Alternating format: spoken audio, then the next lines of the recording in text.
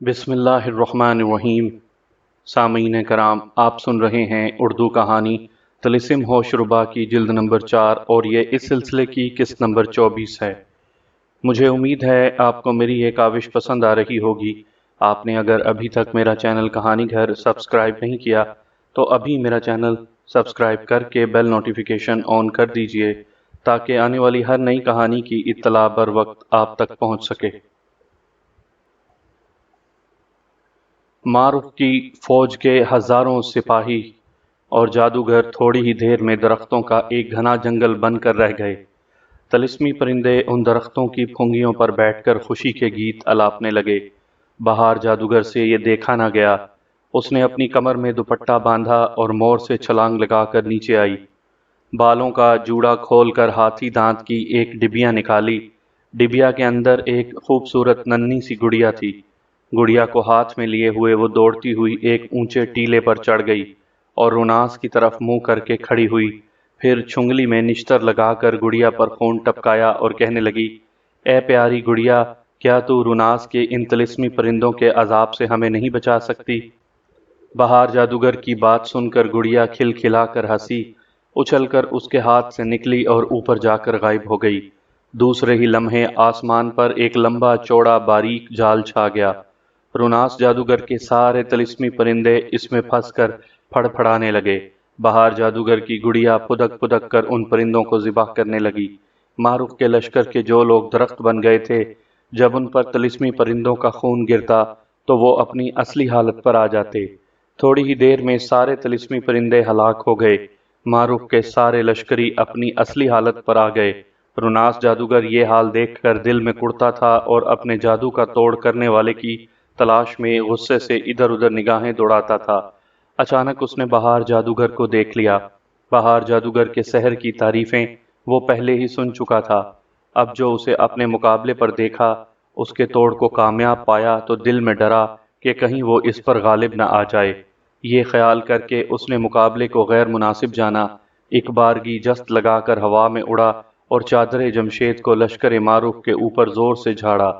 چادر کی گرد کے باریک ذرے آنن فانن پھیل کر مارخ کے لشکر پر جا گرے۔ مارخ، ماجبیں، دل آرام، ملکہ فرمانیہ، اسد اور بہار جادوگر سمیت آدھے سے زیادہ لشکر بے ہوش ہو کر گر پڑا۔ روناس نے یہ دیکھ کر اپنے لشکر کو آگے بڑھنے کا اشارہ کیا۔ مارخ کے لشکر کے جو لوگ بے ہوش ہونے سے بچ رہے تھے وہ بھاگ کھڑے ہوئے۔ روناس کے لشکر نے ان میں سے بہتوں کو قتل اور باقیوں کو گرفتار کیا۔ جو لوگ بے ہوش ہو چکے تھے ان سب کو طلسمی ہتھ کڑیوں اور بیڑیوں میں جکڑ دیا۔ جب کوئی مقابلہ کرنے والا باقی نہ رہا تو روناس نے پھر اڑ کر چادر جمشید ہلائی اور پکارا، اے باغیو، ہوش میں آ جاؤ اور اپنے حال کو دیکھ کر افسوس کرو۔ دم کے دم میں سارے بے ہوش قیدی ہوش میں آ گئے اور اپنے آپ کو روناس کے رحم و کرم پر دیکھ کر بے چین اور پریشان ہونے لگے۔ روناس نے اپنے لشکر والوں کو حکم دیا، باغیوں کا سارا مال و اسباب لوٹ لو اور آج کی رات آرام کرو۔ کل صبح قیدیوں کو لے کر شہر ناپرساں شہنشاہ کی خدمت میں روانہ ہو جائیں گے۔ حکم کے مطابق اس کے آدمی اندھیرا ہونے تک مارخ کی چھاؤنی کو لوٹتے رہے۔ لوٹ کا مال اپنے ڈیروں میں لا لا کر رکھتے رہے۔ رات ہونے پر روناس کو اس کے افسروں نے رپورٹ دی کہ قیدیوں میں اور سب ہیں مگر امیر حمزہ کے پانچوں عیار نہیں ہیں۔ روناس نے انہیں ہدایت کی، پہرا چوکی کا انتظام سخت کر دو، عیاروں سے چوکس اور ہوشیار رہو۔ جگہ جگہ طلسمی جال بچھا دو کہ اگر وہ کسی طرح لشکر گاہ میں آ جائیں تو بچ کر نہ جا سکیں۔ افسروں نے سر جھکایا اور رخصت ہو کر اپنے اپنے خیموں میں چلے گئے۔ امرو اور اس کے شاگرد جنگ کا یہ افسوسناک انجام دیکھ کر تل ملا اٹھے۔ سب نے اپنے اپنے طور پر روناس کو قتل کرنے اور اپنے لشکر کو اس کے سحر سے آزاد کرانے کا فیصلہ کیا۔ برق، زرغام اور جانسوز بھیس بدل کر روناس کے لشکر میں آئے لیکن طلسمی پھندوں میں گرفتار ہوئے۔ افسروں نے انہیں لے جا کر روناس کے سامنے پیش کیا۔ روناس نے سحر پڑھ کر انہیں بے حس و حرکت کیا اور افسروں سے کہا کہ ابھی دو خطرناک عیار اور باقی ہیں، ہوشیار رہو اور جب بھی گرفتار ہوں لا کر پیش کرو۔ افسر چلے گئے تو روناس نے اپنی بارگاہ کے ارد گرد جادو کا ایسا گھیرا کھینچ دیا کہ جو بھی اندر آئے آتے ہی بے ہوش ہو جائے۔ یہ انتظام کر کے وہ اطمینان کے ساتھ کھانے پینے لگا، لیکن ایک غلطی اس سے ہو گئی۔ بارگاہ کے دروازوں پر پہرا دینے والے محافظوں کو اکٹھا کر کے اس نے کہا تھا، تم لوگ دروازوں سے دور جا کر بے فکری سے گپے ہانکو، کھاؤ پیو، اگر کوئی آدمی چھپتا چھپاتا اندر آنے کی کوشش کرے تو بالکل نہ ٹوکنا، خیمے کے اندر پہنچتے ہی وہ بے ہوش ہو جائے گا، اگر کوئی خیر خواہ ہوا تو چھوڑ دوں گا، عیار ہوا تو آسانی سے گرفتار کر لوں گا۔ اتفاق سے عمرو قریب ہی کرامتی چادر اوڑے کھڑا تھا، وہ اپنے تینوں شاگردوں کی عیاری دیکھنے کے لیے ان کے پیچھے پیچھے چلا آیا تھا۔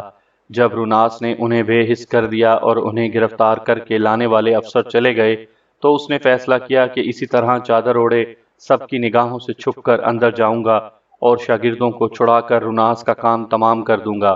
اسی ارادے سے وہ خیمے کے دروازے کی طرف بڑھ رہا تھا، لیکن روناس نے باہر آ کر پہرے داروں کو جو ہدایت دی تھی اس کا ایک ایک لفظ عمرو نے صاف سن لیا تھا۔ یوں عین موقع پر وہ خطرہ سے آگاہ ہو گیا تھا۔ اسی موقع پر اس کے ذہن میں ایک نیا منصوبہ آیا۔ دروازے سے پلٹ کر وہ لشکرگاہ کے باہر چلا گیا۔ ایک جگہ اوٹ میں پہنچ کر اس نے کرامتی چادر اتار کر زنبیل میں رکھی، سرسر ایارہ کی شاگرد صبا رفتار کا بھیس بنایا اور بڑی بے باکی کے ساتھ چلتا ہوا روناس کی بارگاہ کے قریب جا پہنچا۔ اس سے پہلے اس نے ایک کاغذ میں عطر بے ہوشی لگا کر لفافے میں بند کر دیا تھا۔ راستے میں جو بھی اسے ٹوکتا وہ کہتا کہ میں ملکہ حیرت کے پاس سے آئی ہوں، ایک خفیہ خط روناس کے لیے لائی ہوں۔ روناس کی بارگاہ کے دربانوں سے بھی اس نے یہی کہا، ساتھ ہی انہیں بڑے روب سے یہ بھی ہدایت دی کہ جا کر روناس کو اطلاع دیں۔ ایک دربان نے دروازے کے قریب جا کر روناس کو یہ بات بتائی۔ اس نے اندر ہی سے جواب دیا، بھیج دو۔ عمرو نے یہ سنا تو دروازے کے قریب جا پہنچا اور غصے سے چلاتے ہوئے کہنے لگا، اے روناس جادوگر، ایک معمولی فتح حاصل کر کے تیرا دماغ اتنا خراب ہو گیا ہے کہ ادب لحاظ بھی کھو بیٹھا ہے۔ میں ملکہ معظمہ کا خط لے کر آئی ہوں اور تو اتنا مغرور ہو گیا ہے کہ تعظیم کی شرط بھی پوری نہیں کرتا، دروازے تک چل کر آنا بھی گوارا نہیں کرتا۔ روناس اس کی یہ ڈانٹ سن کر گھبرا گیا، دل میں ڈرا کہ کہیں جا کر ملکہ سے شکایت نہ کر دے۔ فوراً دروازے پر آیا۔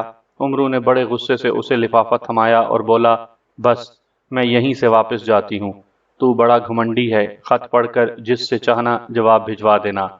روناس نے خوشامد کرتے ہوئے کہا، میں اپنی غلطی کی معافی چاہتا ہوں، مجھ پر رحم کرو، 2 گھڑی آ کر خیمے میں بیٹھو، کچھ کھاؤ پیو، میں خط پڑھ کر ابھی جواب لکھ دوں گا۔ دیکھ روناس، عمرو نے کہا، مجھے بے وقوف مت سمجھ، سرسر ایارہ کی شاگرد ہوں، کیا میں نہیں سمجھ سکتی کہ دربانوں کو تو نے کیوں دروازوں سے دور بٹھا رکھا ہے، کیوں مجھے خیمے کے اندر چلنے کو کہہ رہا ہے؟ اسی لیے نا کہ میں اندر جا کر بے ہوش ہو جاؤں اور تو میرے زیور اتار لے۔ بول، کیا غلط کہہ رہی ہوں؟ یہ سن کر روناس نے منتر پڑھ کر بارگاہ کے اندر کھینچا ہوا جادو کا گھیرا ختم کیا، نقلی صبا رفتار کو اندر لے گیا اور صوفے پر بیٹھ کر لفافہ چاک کیا۔ نقلی صبا رفتار نے منہ پھیر کر اپنی ناک بند کر لی۔ روناس کاغذ کی تہہ کھولنے لگا۔ اچانک کاغذ کی تہہ سے عطر بے ہوشی کی بھبک اٹھی اور روناس کی ناک میں داخل ہو گئی۔ اسے زور کی چھینک آئی اور وہ بے ہوش ہو گیا۔ برق، زرغام اور جان سوز یہ رنگ دیکھ کر حیرت سے صبا رفتار کو گورنے لگے۔ وہ بیچارے ایک کونے میں پڑے تھے، ہلنے جلنے کی طاقت نہ رکھتے تھے، مگر دیکھ اور سن سب کچھ سکتے تھے۔ نقلی صبا رفتار نے جلدی جلدی اپنے چہرے کا رنگ روغن مٹایا اور تینوں عیاروں کی سمت دیکھتے ہوئے زور کا نعرہ لگایا۔ تینوں بے بس عیاروں کے چہرے چمک اٹھے۔ اب انہیں کوئی شبہ نہ رہا کہ نقلی صبا رفتار کے روپ میں یہ استاد ہی ہیں۔ روناس بے ہوش ہی تھا کہ عمرو نے زنبیل سے خنجر نکالا اور پے در پہ وار کر کے اس کا کام تمام کر دیا۔ دیکھتے ہی دیکھتے گھپ اندھیرا چھا گیا، زوردار آندھی چلنے لگی، رونے پیٹنے کا شور برپا ہو گیا اور کچھ دیر میں آواز آئی، افسوس، مجھے دھوکے سے ہلاک کیا، میرا نام روناس جادوگر تھا۔ روناس کے مرتے ہی تینوں عیاروں پر چھائی ہوئی طلسمی بے حسی جاتی رہی۔ لشکر معروف طلسمی ہتھ کڑیوں اور بیڑیوں سے آزاد ہو گیا۔ روناس کی فوج میں کوہرام مچ گیا۔ پہرے دار اور دربان روناس کی بارگاہ کی طرف بھاگے۔ ہر عیار جان بچانے کے لیے جدھر منہ اٹھا ادھر نکل گیا۔ برق نے دوسروں سے زیادہ سمجھداری دکھاتے ہوئے آزاد ہوتے ہی وہ روناس کی لاش پر جھپٹا۔ جان بچانے سے زیادہ اسے چادر جمشید کی فکر تھی۔ اندھیرا اور ہر بونگ کے باوجود اس نے پورے ہوش و حواس کے ساتھ روناس کی تلاشی لی۔ آخر وہ اس کی جھولی سے چادر جمشید پانے میں کامیاب ہو گیا۔ اب اس کا دل شیر ہو چکا تھا۔ چادر اوڑھ کر دشمن جادوگروں کے بیچ سے گزرتا ہوا شہر ناپرساں کی طرف چل دیا۔ چادر کی وجہ سے نہ کوئی جادوگر اس پر قابو پا سکتا تھا، نہ ان کا کوئی حربہ اس پر اثر کر سکتا تھا۔ اپنے لشکر کی طرف وہ اس ڈر سے نہ گیا کہ استاد اس سے چادر جمشید چھین لیں گے۔ وہ اس کی مدد سے کچھ کارنامے انجام دینے کی ٹھان چکا تھا۔ مارخ اور اس کی فوج نے آزاد ہوتے ہی روناس کی چھاؤنی میں قیامت برپا کر دی تھی۔ بے سردار کی فوج بھلا اس اچانک مصیبت سے کیسے نپٹ سکتی تھی؟ تھوڑی ہی دیر میں ان کے اوسان قطع ہو گئے۔ وہ دہشت اور گھبراہٹ میں ادھر ادھر بھاگتے مگر کہیں امان نہ پاتے۔ صبح ہوتے ہوتے میدان صاف تھا، ان کی بڑی تعداد قتل ہو چکی تھی۔ چند ایک کے علاوہ کوئی بھی بچ کر نہ جا سکا۔ جو قتل نہ ہوا یا تو گرفتار ہو چکا تھا یا زخمی حالت میں تڑپ رہا تھا۔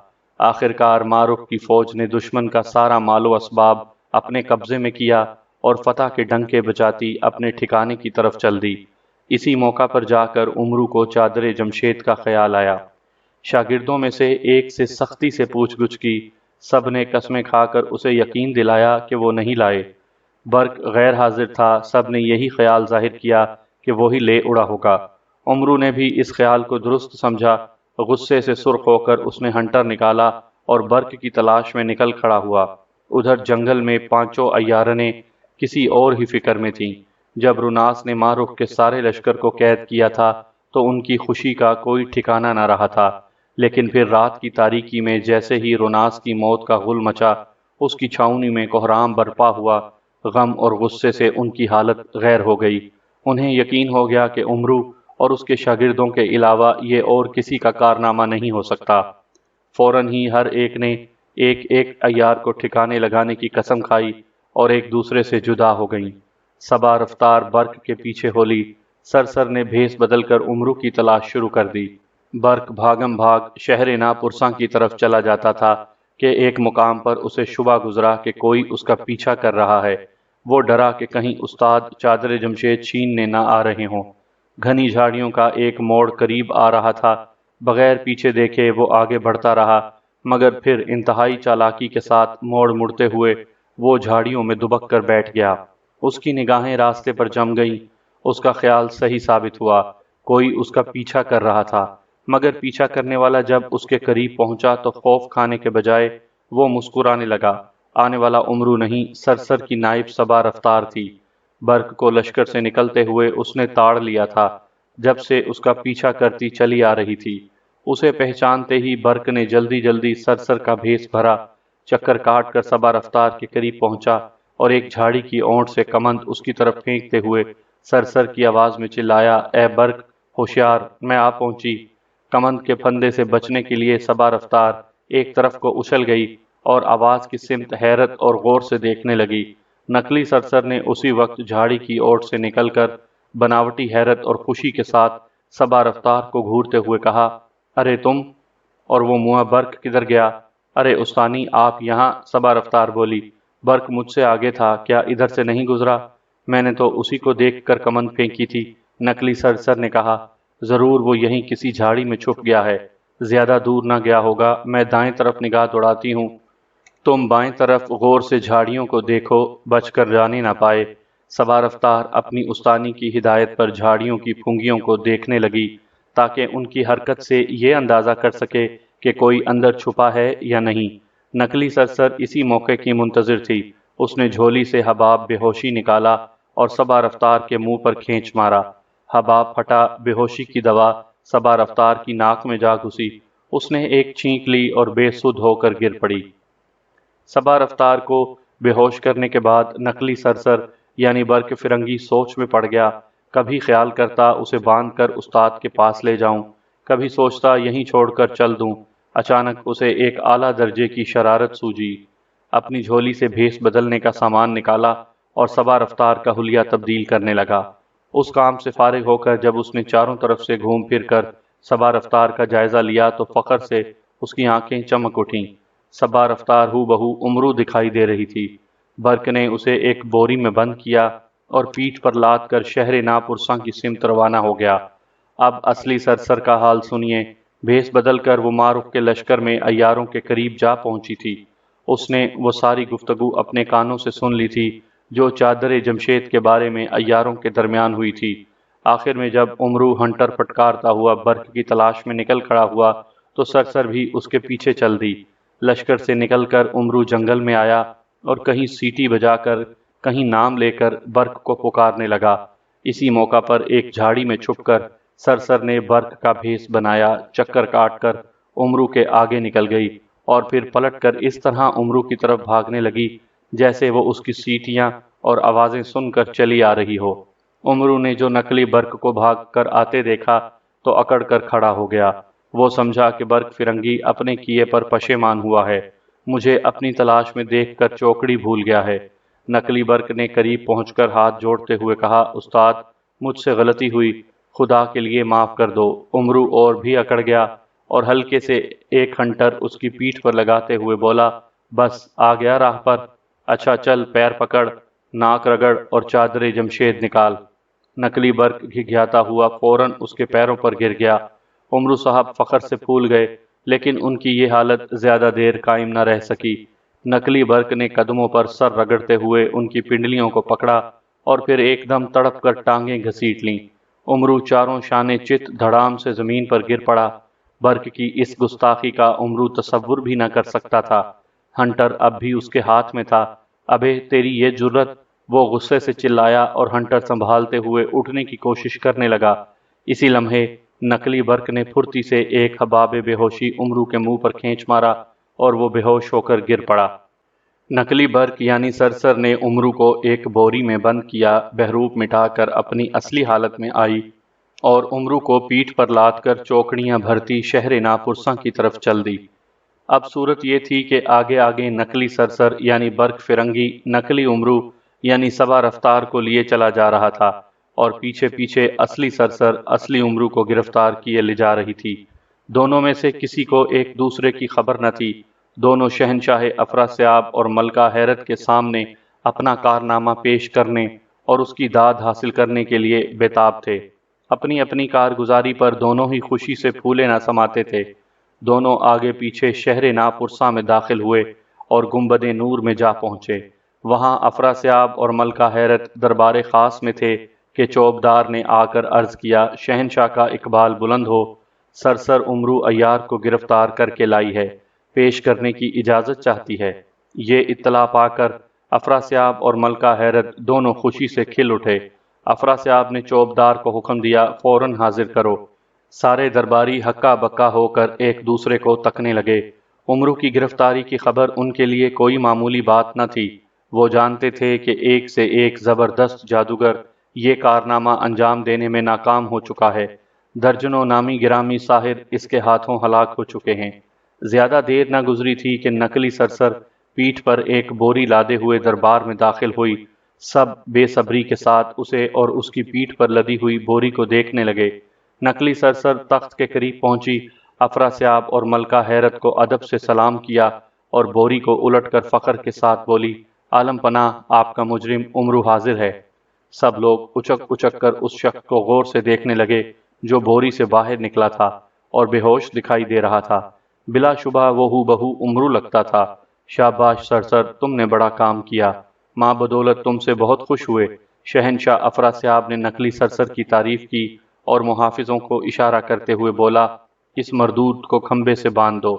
نکلی امرو یعنی سبا رفتار کو کس کر کھمبے سے باندھ دیا گیا۔ نکلی سرسر یعنی برق فرنگی کا چہرہ فخر سے تمتمانے لگا۔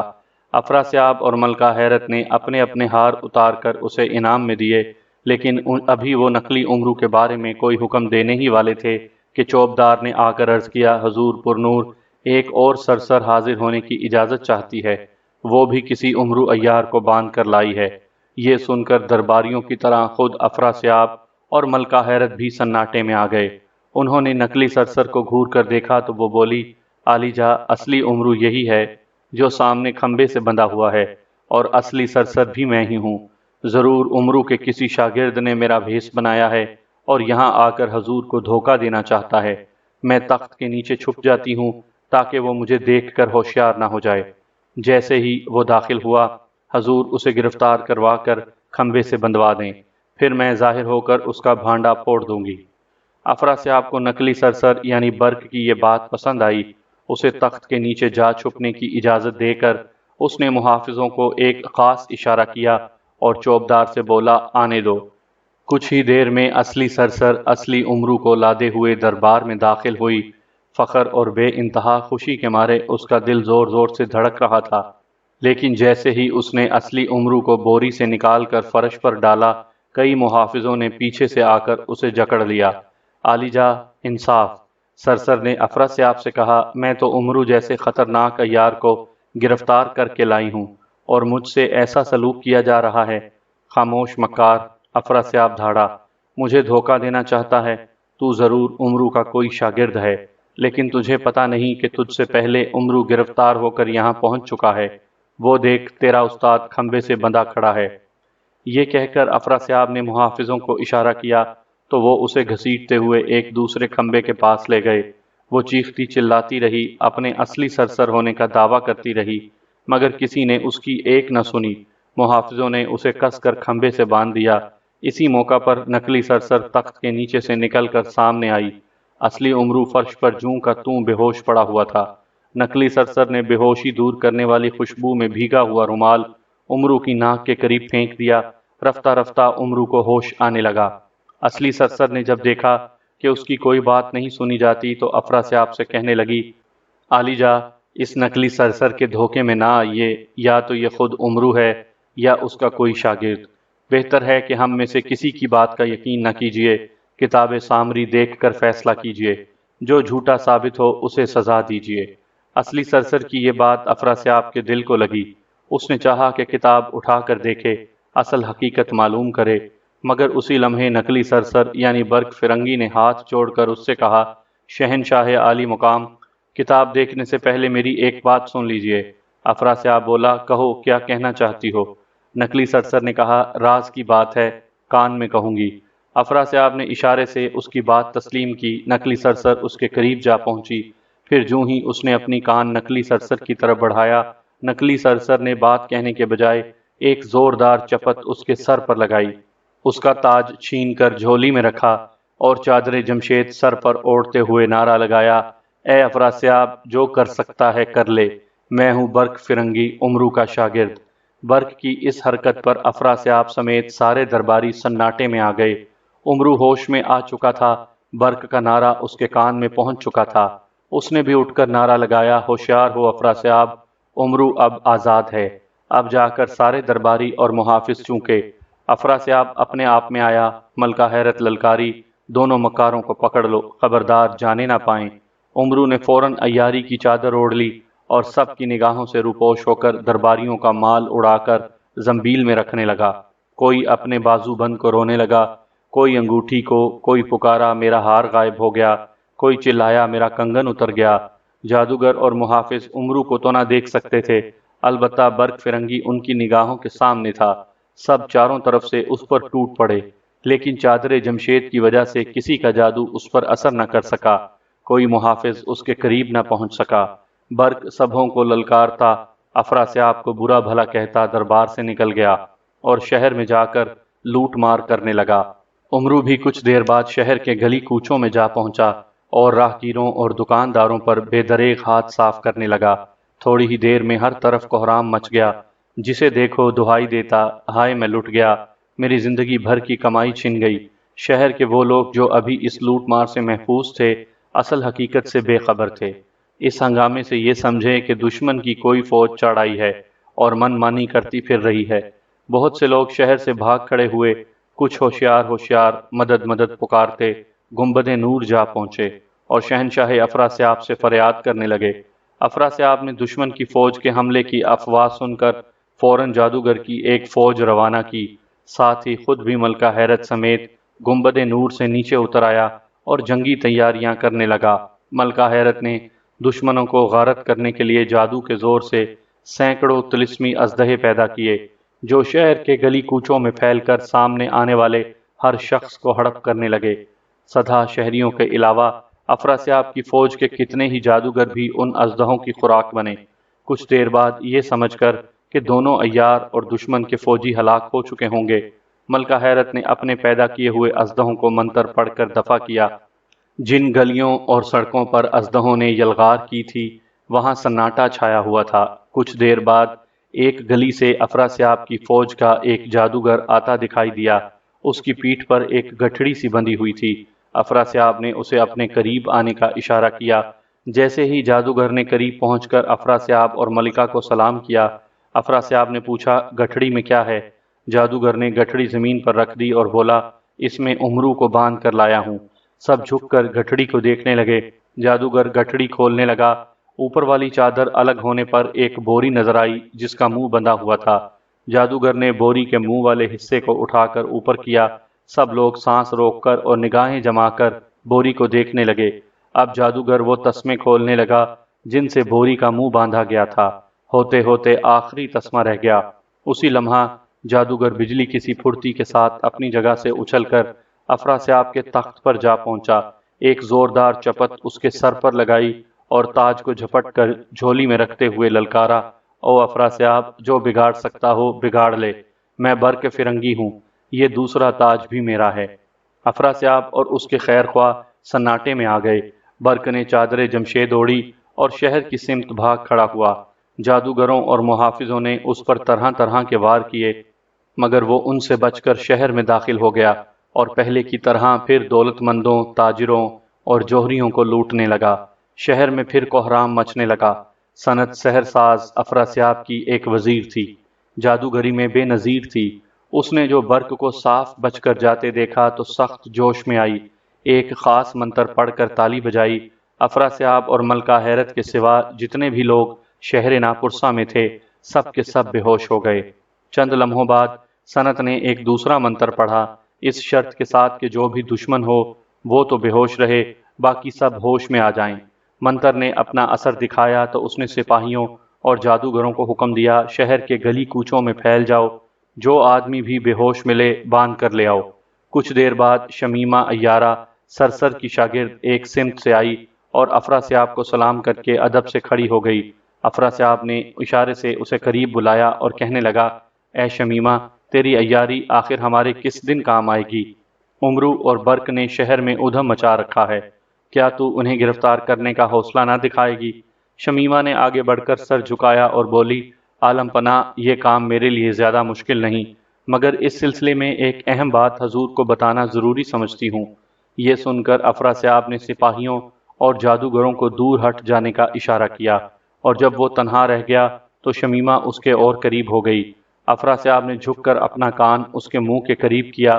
دوسرے ہی لمحے شمیمہ نے افراسیاب کے سر پر ایک زوردار چپت لگا کر اس کا تیسرا تاج بھی جھپٹ لیا اور نعرہ لگایا، او ملون، میں شمیمہ نہیں، برق فرنگی ہوں، جو کر سکتا ہو کر لے۔ اس مرتبہ افراسیاب نے اسے دبوچ لینا چاہا، مگر برق نے پھرتی سے ڈبکی لگائی اور صاف بچ کر نکل گیا۔ افراسیاب کے جادوگروں نے اس پر جادو کے ناریل اور انڈوں وغیرہ کی برسات کر دی، مگر چادر جمشید اوڑھ کر وہ صاف بچ کر نکل گیا۔ جادو کا کوئی وار اس پر کارگر نہ ہو سکا۔ اسی چادر کی وجہ سے وہ سنت سحر ساز کے جادو سے بھی بے ہوش نہ ہو سکا تھا، اور امرو بے ہوش ہونے سے یوں بچ گیا کہ اس نے حضرت دانیال کی کرامتی چادر تان لی تھی۔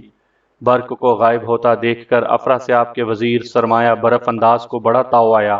اس نے سحر پڑھ کر تالی بجائی، ایک بارگی کلفی جما دینے والی سرد ہوائیں چلنے لگیں۔ کچھ دیر بعد سردی اتنی بڑھی کہ سارے جاندار ٹھٹھرنے لگے، غریب غربا کے بدن اکڑنے اور ہر شخص کے دانت بجنے لگے۔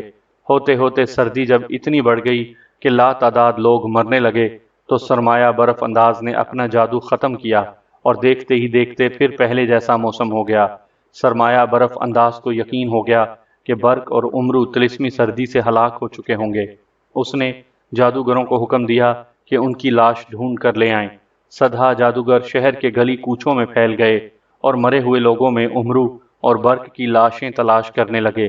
کچھ دیر بعد ایک جادوگر بڑے فخر کے ساتھ چلتا ہوا آیا اور افراسیاب کو سلام کر کے اس کے قریب کھڑا ہو گیا۔ اس کے ہاتھ میں ایک کٹا ہوا سر لٹک رہا تھا۔ افراسیاب نے اس سے پوچھا کہ یہ کس کا سر ہے؟ جادوگر نے ادب سے جواب دیا، عالم پناہ، میں یقین سے کچھ نہیں کہہ سکتا، البتہ جب اس سر کو اوپر اچھالتا ہوں تو اس کے منہ سے آواز آتی ہے کہ میں برق فرنگی ہوں۔ افراسیاب نے کہا، اچھا، ذرا اسے میرے سامنے تو اچھالو۔ جادو نے کٹے ہوئے سر کو کئی چکر دیے اور پھر زور سے اوپر اچھال دیا۔ وہ کافی بلندی تک اوپر اٹھتا چلا گیا۔ افراسیاب اور اس کے مصاحب غور سے اسے دیکھنے لگے۔